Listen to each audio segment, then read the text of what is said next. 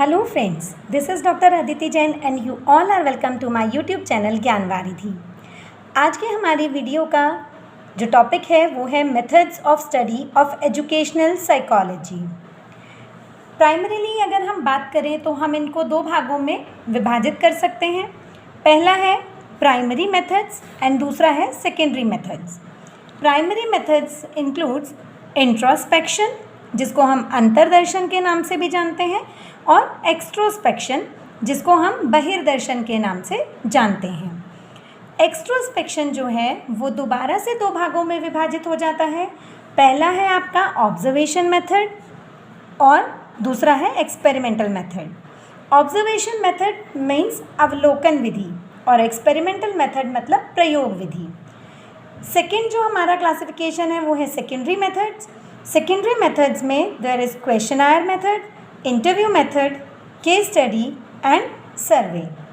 इस वीडियो में हम केवल प्राइमरी मेथड्स को डिस्कस करेंगे और सेकेंडरी मेथड्स को हम हमारी नेक्स्ट वीडियो में डिस्कस करेंगे। आप उसको वहाँ से देख सकते हैं। सो प्राइमरी मेथड्स की जब हम बात करते हैं तो पहला मेथड हमारा आता है इंट्रोस्पेक्शन या अंतर्दर्शन। जैसा कि नाम से ही हमें समझ में आ रहा है कि अंतर्दर्शन मतलब अपने अंदर झांकना या स्वयं में देखना।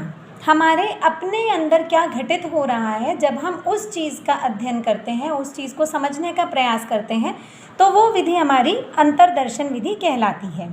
ये मनोविज्ञान की प्राचीनतम अध्ययन प्रणाली है।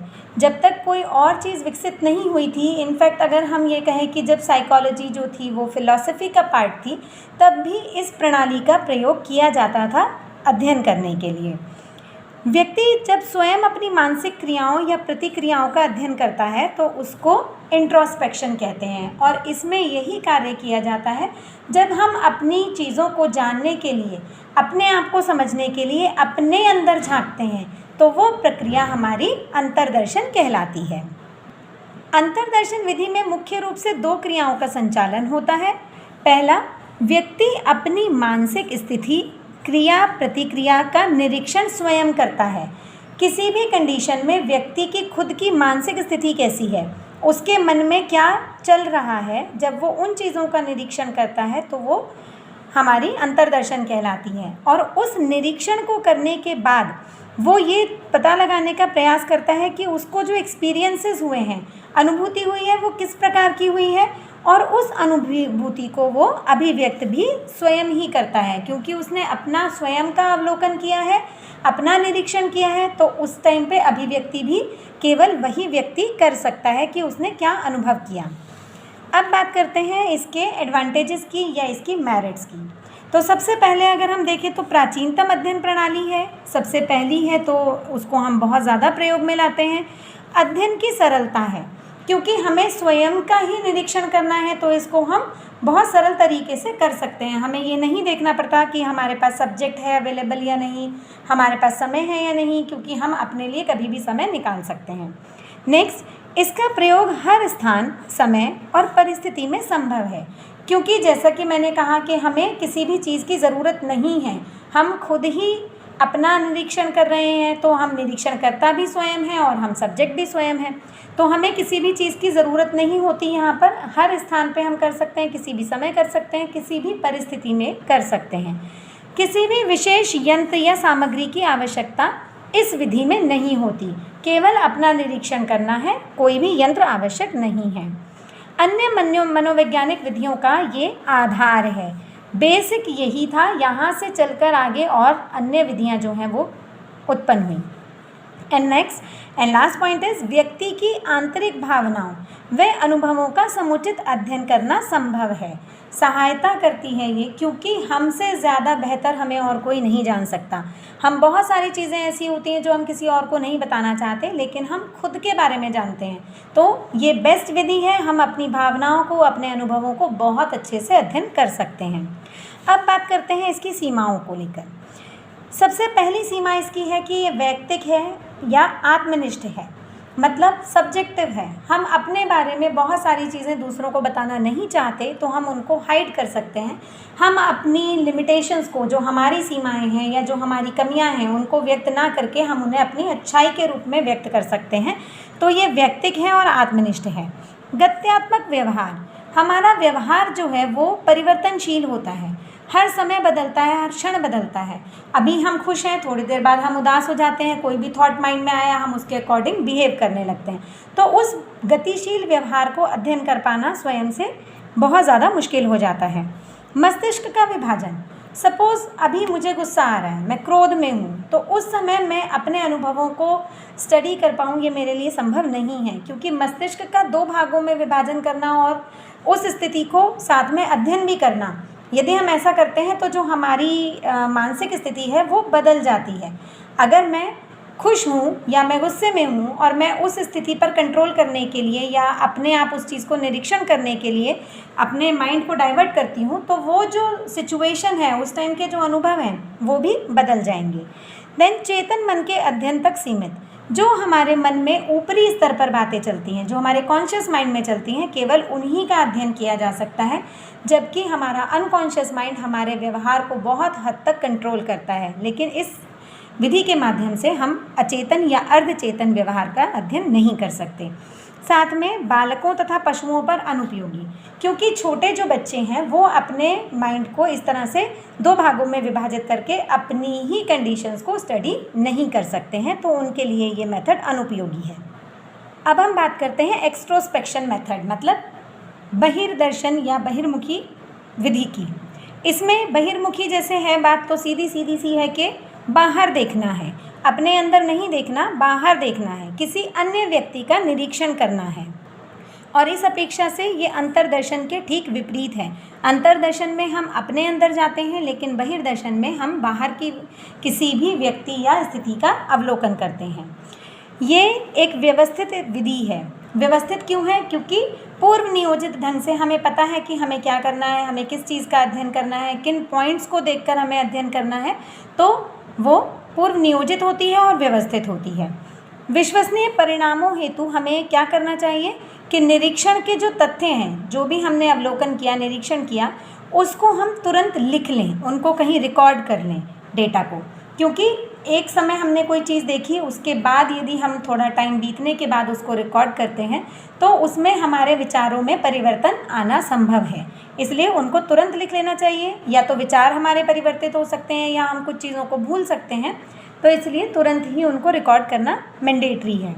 और साथ में इसी चीज़ को कि हमारे परिणाम जो हैं वो विश्वसनीय हों, तो अवलोकन जो है वो एक से अधिक अवलोकनकर्ता के द्वारा कराया जाना चाहिए, क्योंकि सब लोगों के अपने अलग विचार होते हैं। हो सकता है कहीं किसी चीज़ को लेकर हम बायस हैं और हम उस चीज़ का इंटरप्रिटेशन गलत तरीके से करें, लेकिन जब 2-3 लोग एक ही चीज़ को ऑब्जर्व करेंगे और उनके रिकॉर्ड्स को देखकर मिलाकर एक कंक्लूजन पे हम पहुँचेंगे, तो हमारे रिजल्ट्स जो हैं वो ज़्यादा विश्वसनीय होंगे। अब हम बात करते हैं एक्सट्रोस्पेक्शन के मेन जो हमारा विधि होती है वो है ऑब्जर्वेशन विधि, या हम कहें ऑब्जर्वेशन मेथड, बहिर्दर्शन या निरीक्षण या अवलोकन, तीनों में से कोई भी नाम आ सकता है। ये प्रणाली जो है, इसमें एक व्यक्ति के द्वारा किसी दूसरे व्यक्ति की गतिविधियों का अध्ययन किया जाता है। ये गतिविधि कहीं पर भी हो सकती है, ज़रूरी नहीं है आप इसके लिए कोई सेटअप बनाएं। कहीं पर नेचुरल एनवायरनमेंट में भी हो सकती है, आपके द्वारा क्रिएटेड एनवायरनमेंट में भी हो सकती है। इसके लिए कोई स्थान निर्धारित नहीं होता है, आप कहीं पर भी किसी व्यक्ति के व्यवहार का अध्ययन कर सकते हैं। नाउ इसमें 3 क्रियाओं की प्रधानता रहती है। पहली, दूसरे व्यक्ति के व्यवहार का अध्ययन करना है। देन दूसरे व्यक्ति के व्यवहार का अनुभव भी करना है। जो हम अध्ययन कर रहे हैं उसके लिए हमें अनुभव भी करना है कि उसका व्यवहार कैसा है, और अनुभवों के आधार पर ही हमें उसके व्यवहार की व्याख्या करनी है।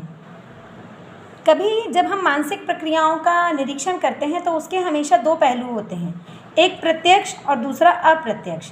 प्रत्यक्ष में हम सारी चीज़ें दिखाते नहीं हैं, कुछ चीज़ें हमारी अंतर्मन में चलती हैं जिसको हम दूसरे के सामने हाइड कर लेते हैं। तो ऑब्जर्वेशन जो है, हमारा अवलोकन जो पद्धति होती है, वो ज़्यादातर प्रत्यक्ष जो व्यवहार है उसी का अध्ययन करती है, क्योंकि कुछ चीज़ें हम छुपा लेते हैं। उस अप्रत्यक्ष व्यवहार का अध्ययन करने के लिए हमें कुछ इस तरह की सिचुएशंस क्रिएट करनी होती हैं कि व्यक्ति को ये मालूम ना पड़े कि उसका अवलोकन किया जा रहा है। और प्रत्यक्ष व्यवहार जो है वो व्यक्ति के अंदर चलने वाली अप्रत्यक्ष प्रक्रियाओं को बहुत हद तक प्रदर्शित भी करता है। जो हमारे अंदर चल रहा है उसी के अनुरूप हम व्यवहार करते हैं, इसलिए प्रत्यक्ष व्यवहार के द्वारा व्यक्ति के अप्रत्यक्ष व्यवहार के विषय में भी थोड़ी नॉलेज हम गेन कर सकते हैं।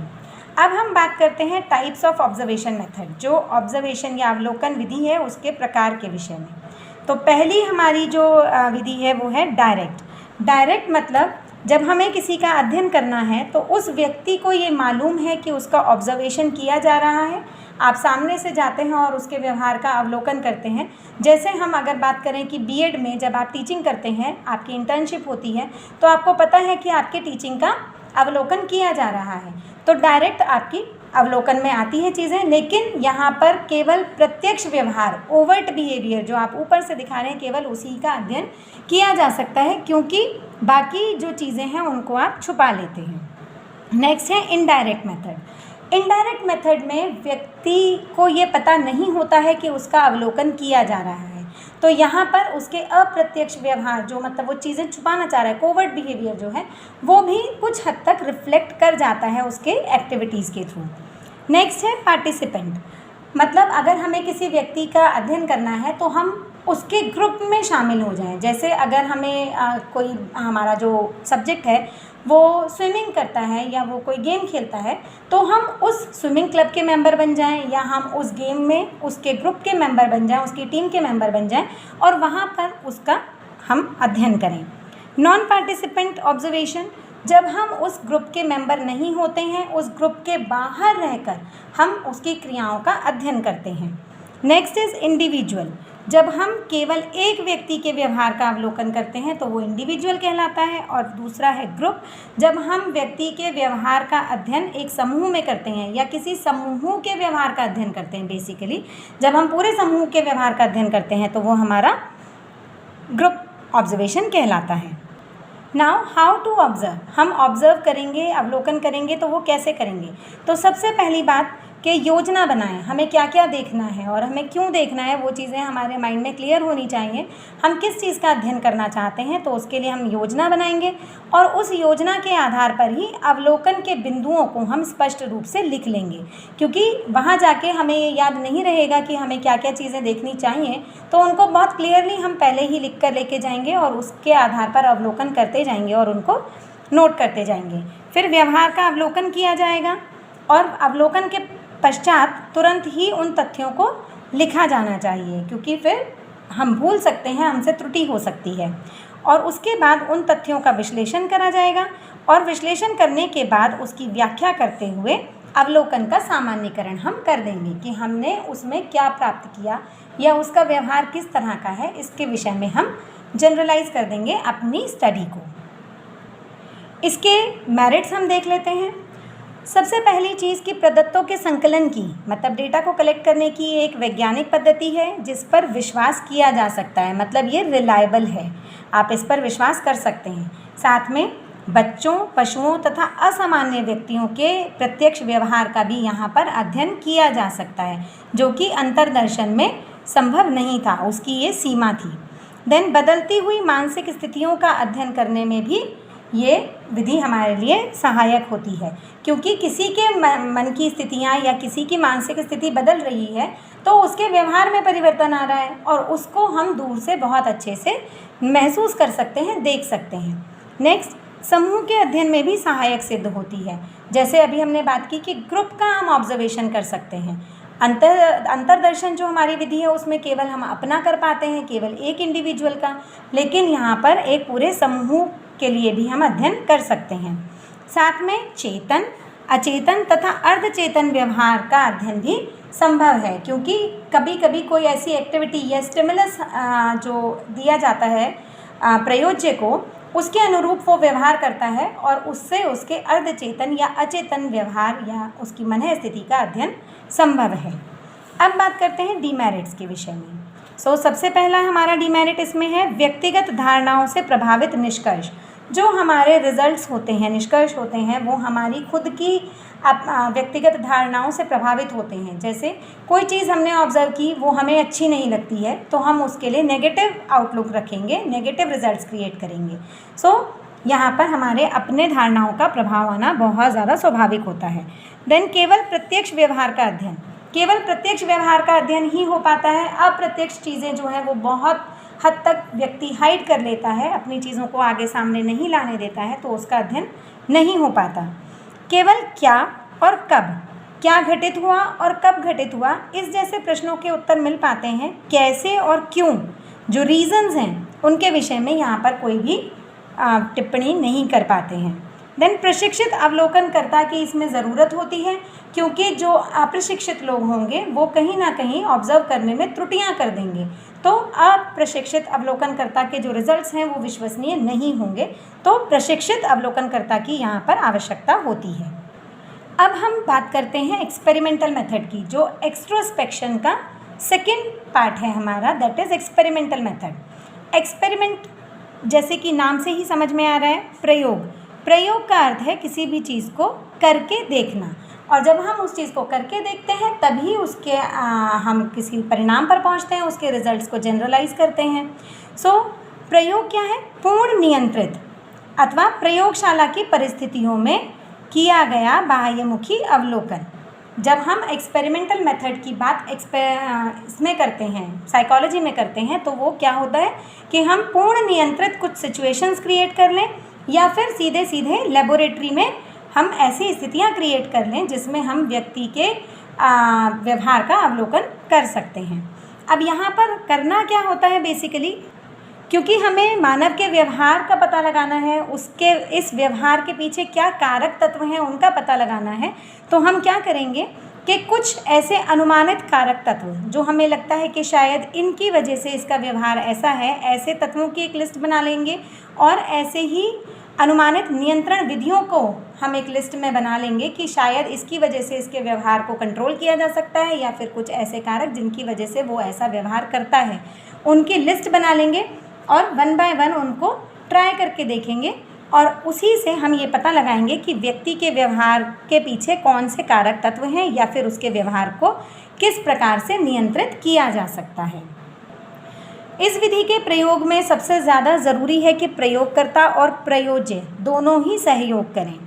नेक्स्ट, प्रयोगकर्ता कोई भी उद्दीपन प्रस्तुत करेगा प्रयोज्य के समक्ष, और फिर उसके प्रति जो प्रयोज्य की प्रक्रिया है, प्रतिक्रियाएं हैं, उनको देखेगा, उनका अवलोकन करेगा और उनको नोट करेगा।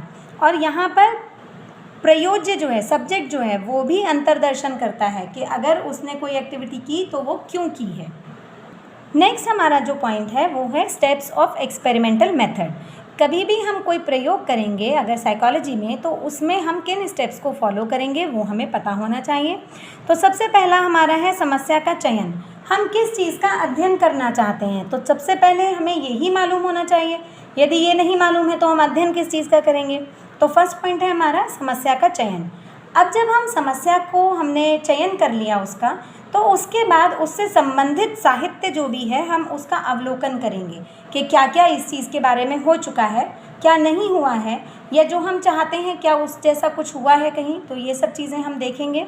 उसके बाद समस्या का परिभाषीकरण, क्योंकि बहुत सारे काम पहले हो चुके हैं, तो हम उस चीज़ को किस व्यू पॉइंट से अध्ययन करना चाहते हैं उसको हम यहाँ पर स्पेसिफिकली डिफाइन कर देते हैं। देन प्रयोग का नियोजन व संचालन, हमने जो प्रयोग करना है वो किस प्रकार से हम करेंगे उसकी योजना बनाएंगे, योजना बनाने के बाद उसका संचालन कर देंगे। उसके बाद संचालन के बाद हमें जो प्रदत्त हुए, मतलब डेटा हमारा जो हमें प्राप्त हुआ है, उसका मापन करेंगे और उसका विश्लेषण करेंगे, और फिर उस विश्लेषण के आधार पर निष्कर्षों का प्रतिपादन और हमारे परिणामों का सामान्यीकरण हम करते हैं। नेक्स्ट पॉइंट है हमारा फीचर्स। इसके कैरेक्टरिस्टिक्स को हम देख लेते हैं। सबसे पहली बात, ये एक वैज्ञानिक पद्धति है, तो ये बहुत ज़्यादा रिलायबल होती है। नियंत्रित अवलोकन होता है, किसी भी चीज़ का हम जब अवलोकन करते हैं तो वो नियंत्रित वातावरण में करते हैं, नियंत्रित चीज़ों के साथ करते हैं। तो जो वेरिएबल्स, जो चर हैं जिनका प्रभाव व्यक्ति के व्यवहार पर पड़ सकता है, वो वहाँ पर बहुत हद तक हम कंट्रोल कर लेते हैं। कारकों में जोड़ तोड़ मतलब मैनिपुलेशन हमारा संभव है। हम किसी चीज़ को घटा सकते हैं, बढ़ा सकते हैं, हमें एक ऐसा स्टिमुलस देना है, उसकी हम जो इंटेंसिटी है उसको बढ़ा सकते हैं, घटा सकते हैं। देन विश्लेषण एवं व्याख्या, जो हमारे रिजल्ट्स आए हैं उनका हम विश्लेषण और व्याख्या करते हैं। साथ में पुनरावृत्ति भी संभव है। अगर हम उस एक्सपेरिमेंट को दोबारा करना चाहें तो हम सेम परिस्थितियों का निर्माण करके उसको बहुत ईजीली कर सकते हैं, जो कि सामान्य वातावरण में पॉसिबल नहीं हो पाती है। Now coming to its merits, सबसे पहला है हमारा विश्वसनीय एवं प्रामाणिक, मतलब जो हमारे रिजल्ट्स हैं उन पर हम विश्वास कर सकते हैं और वो वैलिड होते हैं। देन वस्तुनिष्ठ एवं वैज्ञानिक, वस्तुनिष्ठ है मतलब हमारी आत्मनिष्ठता या हमारी सब्जेक्टिविटी का यहाँ पर कोई भी प्रभाव नहीं पड़ता, जैसी चीज़ें हमें दिख रही हैं हम उसको नोट कर लेते हैं। साथ में वैज्ञानिक ये है ही। सार्वभौमिकता, जो रिजल्ट्स एक जगह पर आए हैं एक जैसी सेटिंग में वो हर जगह वैसे ही आएंगे, तो सर्वव्यापी रहता है इसका रिजल्ट। व्यापक उपयोग, हमारी बहुत सारी फील्ड्स जैसे इंटेलिजेंस है या हम कोई और साइकोलॉजिकल फील्ड हम लेना चाहते हैं तो उन सभी में इसका प्रयोग हो सकता है। पूर्व नियोजित, सब चीज़ें पहले से ही नियोजित होती हैं, हमें क्या करना है, कब करना है और कैसे करना है, सब चीज़ें पहले से ही निर्धारित होती हैं। पुनरावृत्ति, हम पहले भी बात कर चुके हैं कि इसको अगर हम दोबारा करके देखना चाहते हैं तो वो संभव होता है। नियंत्रित परिस्थितियाँ, जो भी चीज़ें हमें करनी है हम उन सबको नियंत्रित कर लेते हैं। लैब की सेटिंग है हमारी, हमें जैसे भी उनको कंट्रोल करना है हम वो सब चीज़ें कर सकते हैं ईजीली। अब बात करते हैं इसकी लिमिटेशंस के बारे में। ये बहुत लंबी विधि है, बहुत टाइम टेकिंग होती है, बार बार सेटिंग आपको बनानी है, उसके बाद कितनी बार आप उसको ऑब्जर्व करना चाहते हैं तो उसमें बहुत टाइम लग जाता है। महंगी है क्योंकि आपको उसके लिए व्यवस्था करनी है, कुछ यंत्रों का आपको प्रयोग करना होता है, उन यंत्रों की व्यवस्था आपको करनी है। फिर चरों का नियंत्रण जो है वो कठिन होता है। हमने कहा कि उसमें चर जो हैं, क्योंकि हम नियंत्रित कर लेते हैं सब चीज़ों को तो चर हमारे नियंत्रित हो जाते हैं, लेकिन फिर भी कहीं ना कोई चर इफ़ेक्ट करता है। जैसे हमने एक टेस्ट आज लिया और उसके 6 महीने बाद हम दोबारा टेस्ट लेंगे तो हमारा जो चर है आयु का या मैच्योरेशन का चर है हमारा, या हम उसके एक्सपीरियंसेस की बात करें जो बाह्य वातावरण से उसको मिलने वाले हैं, उन चरों को रोक पाना या उन पर नियंत्रण कर पाना हमारे हाथ में नहीं होता। बनावटीपन, क्योंकि सभी चीज़ें कृत्रिम हैं, लेबोरेटरी की सेटिंग कृत्रिम है तो उसमें हमारा बनावटीपन आ ही जाता है। यहाँ पर केवल ओवर्ट बिहेवियर का हम अध्ययन कर पाते हैं क्योंकि फिज़िकल साइंसेज नहीं हैं। फिज़िकल साइंस में जब आप एक्सपेरिमेंट करते हैं तो वो एकदम आपका जो रिज़ल्ट आता है वो एक्यूरेट हो जाता है, लेकिन यहाँ पर हम बात कर रहे हैं बिहेवियरल साइंसेज़ की। तो बिहेवियरल साइंसेज़ में जब हम किसी ऐसी कंडीशन में होते हैं तो हमारा व्यवहार जो होता है वो बहुत बनावटी होता है, उसमें हम नॉर्मल बिहेवियर नहीं करते हैं। देन समय व स्थान की बाधा, आपको जब समय आप जितना मतलब आपको चाहिए या जब आपको चाहिए उस समय आपको स्थान भी उपलब्ध हो, उतना समय भी आपके पास हो और साथ में आपके प्रयोज्य जो हैं उनके पास भी हो, तो वो चीज़ें थोड़ा सा अरेंज करने में प्रॉब्लम करती हैं। एंड लास्ट पॉइंट, सामाजिक विज्ञान के विषय में परिणामों की शुद्धता की समस्या रहती है। जैसा कि मैंने अभी कहा कि एक्यूरेसी जो है हमारी फिज़िकल साइंसेस के कंसेप्ट्स को जब हम स्टडी करते हैं तो हमारे डेटा जो होते हैं उनको हम जब व्याख्या करते हैं उनकी या डेटा का विश्लेषण करते हैं तो वो बहुत क्रिस्टल क्लियर होता है, वहाँ पर कोई उलझन नहीं होती। लेकिन जो व्यक्ति का व्यवहार है वो बहुत ज़्यादा जटिल होता है, इतना सरल नहीं होता उसके बारे में कोई भी व्याख्या करना। तो यहाँ पर जो भी हम व्याख्या करते हैं उनके परिणामों के प्रति जो भी हमारे निष्कर्ष निकलते हैं वो इतने ज़्यादा शुद्ध नहीं होते जैसे फिज़िकल साइंसेस के होते हैं।